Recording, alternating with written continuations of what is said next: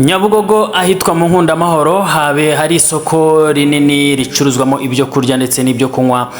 Abaturage kabisa bariye amavubi, bari kwivumbagatanya mu buryo bukomeye cyane, bisa nko kwigaragambya. Naho mu karere ka Gatsibo haravugwa urupfu rw'umugabo waje gupfa yishwe n'umufuka yari yikoreye w'umuceri ubwo yarawuvanye mu gishanga awujyanye imusozi. Naho hano mu mujyi wa Kigali haravugwa abakire cyangwa se ba nyir'inganda zagiye zifungwa. Izi nganda zakoraga inzoga zitujuje ubuziranenge arizo bita ibyuma, inzoga z'amarikeri. Ibi rero ni amakuru tugiye kukugezaho none ahangaha, tubanza kugusuhuza ndetse no kuguha ikaze muri aya makuru, tukubwira ngo niba utarakora subscribe kuri channel ukande munsi iyi video, ukande ijambo subscribe, hanyuma kandi ibiganiro byacu ndetse n'amakuru niba bikunogeye cyangwa se bigushimisha ubisharinge cyangwa se ubigeze kuri benshi batandukanye. Inama ndetse n'inyunganizi zirakenewe muri komenti. Rero mbanze nsome ku mazi ubundi nze nkuramburire aya makuru.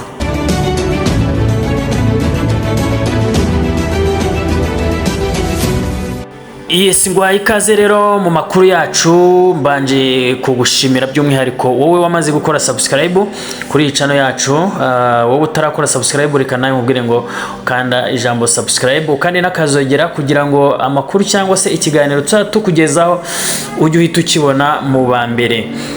Rero nguko amakuru yacu tugiye kuyatangirira Nyabugogo ahitwa ku Nkundamahoro. Ni isoko rinini cyane riri muri etage ahagana ruguru yaho bita mu mashyirahamwe. Ni isoko rikunda gucuruza mo ibyo kurya ndetse n'ibyo kunywa bigiye bitandukanye.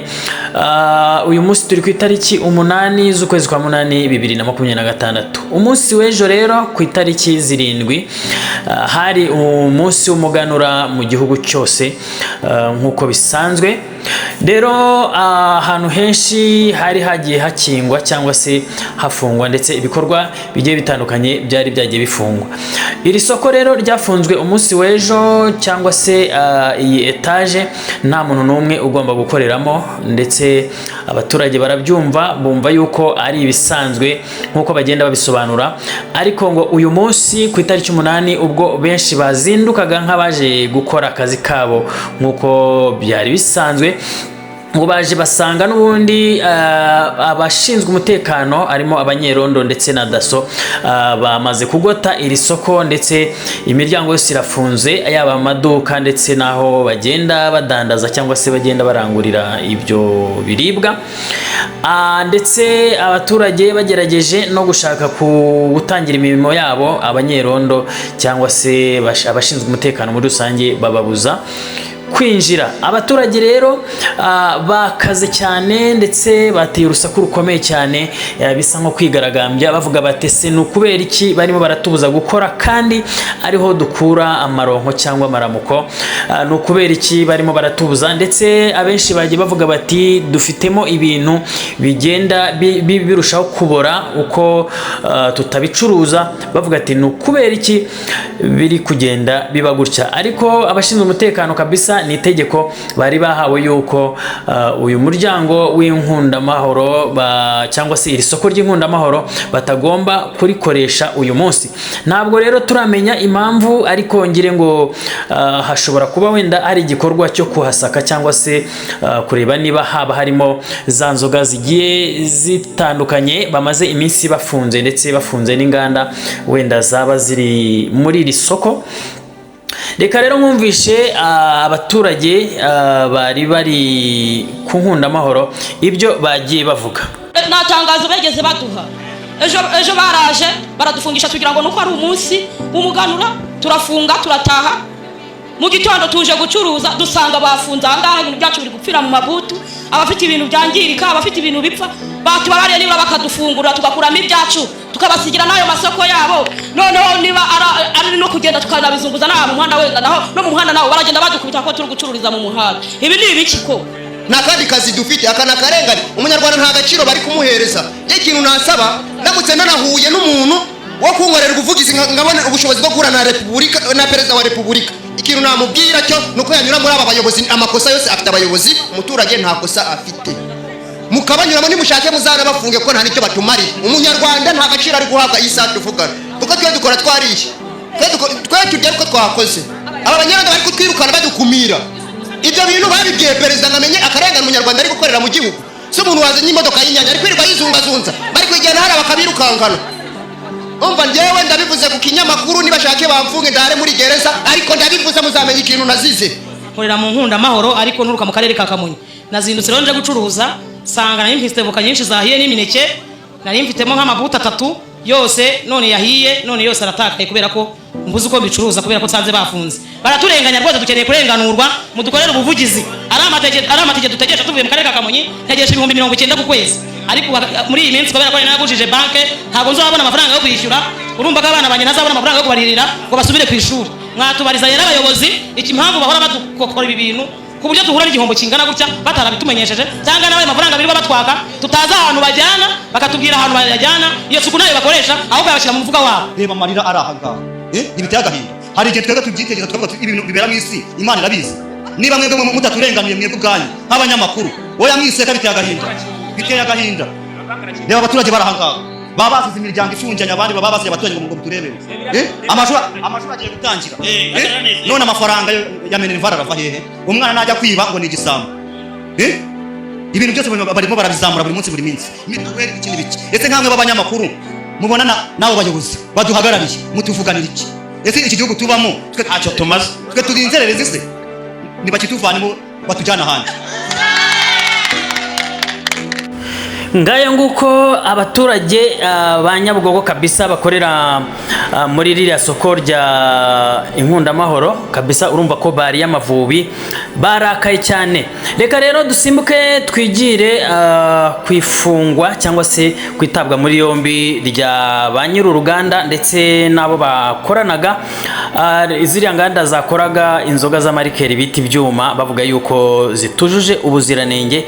Reka tuze kumva ijambo umuvugizi wa RIB cyangwa se umuvugizi w'urwego rw'ubugenzacyaha RIB Murangira Bitsiri, ibyo yagiye avuga ndetse n'ibyo yagiye atangaza kuri aba bakire.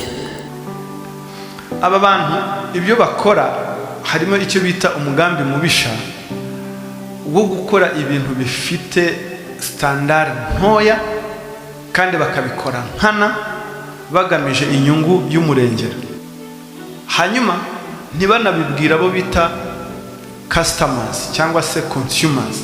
Ibyo nibyo bita mu ndimi ziri technique icyo bita adulteration cyangwa debasement, aribyo bita ngo making a product lower in quality by adding cyangwa using cheaper or unauthorized substances to increase profit without telling consumers. Icyo nicyo kintu bakoreye abantu, icyo bita adulteration. Akifatira ikintu bita ngo bise ngo raw material aricyo ethanol, bakaza bagahuza n'amazi kuri low quality, bagashyiramo ibintu bitujuje ubuziranenge, bagakoresha abantu batabyigiye.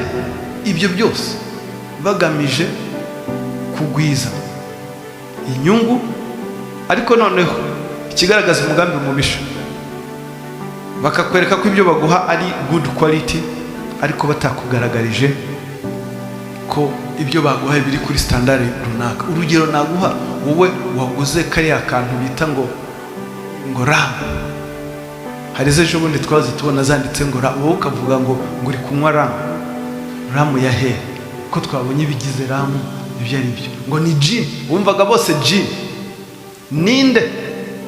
Ninde ukoresha spirit ivuye mu binyampeke nk'ikigori cyangwa se ibirayi kugira ngo akore spirit ivamo gin?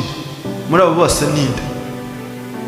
Ngayo nguko mwababonye, mwumvishe amagambo cyangwa se ibyo Murangira Bitsiri umuvugizi wa RIB avuze kuri aba bagabo ndetse no ku makosa bagiye bakora namwe mwagiye mubyumvira. Reka rero inkuru yacu tuyisoreze hano mu karere ka Gatsibo, ni umurenge wa Rugarama, ni akagari ka Bugarama, umudugudu wa Nyagasiga, aho havugwa urupfu rw'umugabo, umugabo kabisa wapfuye urupfu rwagiye rubabaza benshi cyane. Rwari urupfu rero rutoroshye, ni ukuri, rw'umugabo witwa Tuyizere Roger, cyangwa se bakundaga kwita Papa Ishimwe kubera umwana we. Uyu mugabo rero ni umugabo ufite imyaka 10, ni umugabo ufite imyaka 28. Urumva ko yarakiri mutoya, yarakiri umusore, umugabo w'umwana umwe kabisa. Hanyuma rero uyu mugabo ngo yaje kuva mu rugo n'umugore we, berekeza mu gishanga gihingwamo umuceri. Hanyuma uyu mugabo yaje, ndetse baje gukora n'umugore bashyira umuceri udatonoye mu mifuka, ndetse harimo n'abarimo baragenda bayikorera iyo mifuka bayambutsa, bayivana mu gishanga bayigeza ku muhanda imusozi. Uyu mugabo rero ngo aza kubwira umugore we, aramubwira ati genda ujye mu rugo uze kuba unkorera ibyo kurya cyangwa se untekera ibyo kurya, ngewe nsigare ndi gukora akazi. Nibwo rero ngo umugore yaje gutaha, ageze mu rugo aza kwakirizwa inkuru y'akababaro, yumva yuko umugabo we bisa nkaho birangiye. Byagenze gute rero? Uyu mugabo ngo yaje kwikorera umuceri, kandi ngo ntabwo wari na mwinshi, wari umufuka rwose ngo ucagase utuzuye cyane. Yaje kwikorera rero umufuka, hanyuma ubwo yacaga hagati y'imigende, sinzi uko abandi babyita, niba ari imigende, hagati y'imirima ibiri, ngo aza kunyerera. Ubwo yanyereraga rero ngo yaje kwikubita hasi, ndetse n'umufuka umugwa hejuru, ngo umugabo aravunagurika ndetse ku buryo bukomeye. Ubwo rero ngo bazaga kumuterura bamujyana ku muhanda kugira ngo barebe ko babona moto yahita imwihutisha kumugeza kwa muganga. Ngo yagiye kabisa ahumeka akuka ka nyuma. Bamaze kumugeza ku muhanda rero ngo bateze umumotari, ndetse bamushyira kuri moto wagiye amufashe, berekeza ku bitaro bya Kiziguro. Ubwo ngo byaje kurangira n'ubundi umwuka uheze. Ubwo rero bamwe mu baturage bavugaga bati uyu mugabo yari umwana mwiza, yari umugabo kabisa, yari umusore w'ibigango, yajyaga adufasha. Aho abasaza n'abakecuru bavugaga bati hari igihe rwose umuntu atabaga yishoboye cyangwa se atashoboye kugira icyo akora, akamwitabaza ndetse akamwifashisha, ntagire n'ikiguzi amuha, hanyuma akamufasha. Abaturage benshi rero bagiye babisubiraho bavuga bati uyu mugabo rwose arakenyutse, yari mutoya ndetse asize umwana ukiri muto. Umugore we rero ubwo yariraga avuga ati rwose umugabo wanjye nanjye ntabwo numva uko yaba apfuye, ndetse mu kiniga cyinshi uyu mugore yagiye avuga ati rwose ntabwo ndi kumva uburyo uyu mugabo wanjye yaba apfuye. Abaturanyi b'uyu mugabo bagendaga babisobanura neza, abo bari bari kumwe bapakiranaga iyo miceri ndetse bikorera. Nkuko mubibona imifuka bagendaga bayirunda ahangaha ku muhanda. Iyi ni imifuka rero y'imiceri ihuye ariko itaratonorwa. Ikaba rero uyu mufuka akaba ariwo waje guhitana uyu mugabo Tuyizere Roger cyangwa se Papa Ishimwe. Ngaya rero amakuru twari tubafitiye. Reka nongere nibutse umuntu utarakora subscribe, niba urebye aya makuru cyangwa iki kiganiro, ukande subscribe munsi y'iyi video, ukande like ndetse usharinge video zacu. Nizere ko kandi mukomeje kugenda mudukunda, natwe turabakunda. Ibyacu nakagaruka rero naho mukanya twongera kubazanira iyindi nkuru.